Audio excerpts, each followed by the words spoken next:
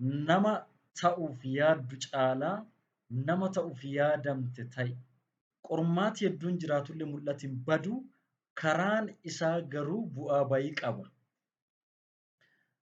Ollaa keeti keessa naannoo ati keessa jiraattu keessa namooti kaayoo ifii gatanii fi mul'ata isaanii gurguran akka jiranuu fi mul'ata keetillee balleessuuf akka isaan tattaafatanu hin dagatin.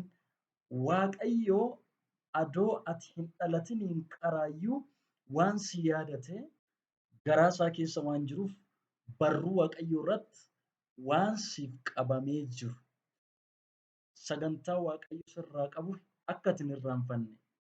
Waan ifiif kaayeffatte caalaa waan Waaqayyo siif kaayesse, waan ifiif argite caalaa waan Waaqayyo siif arge hojjetiisaaf murteessi. Sababillee akeeki jireenya keetiitiif kaayoon jireenya keetii ganaa Waaqaa keessa, garaa Waaqaa keessa malee si harkaa miti. Yeroo hundumaa sagantaa Waaqayyoo ka bara baraatiin akka ati jiraattuuf, sagantaa Waaqayyoo san akka ati hojjettuuf, assaayimentii inni siif kenne san akka ati jiraattuuf inni si eegaa jira. Ati ilmallee ta'e, intalallee ta'e Waaqayyo kanarraa dhimma hin qabu. Nama ta'uun kee Waaqaaf hin ga'a.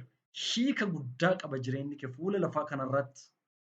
Nama ta'uuf yaadamte ta'isaaf tokkoffaa Waaqa dhaga'i, lammaffaa warra du'an keessaa ka'i.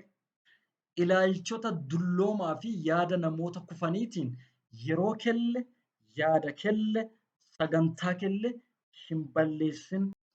Jireenyi kee biyya lafaa kanarratti Waaqaaf hiika guddaa qaba. Jabaadhu.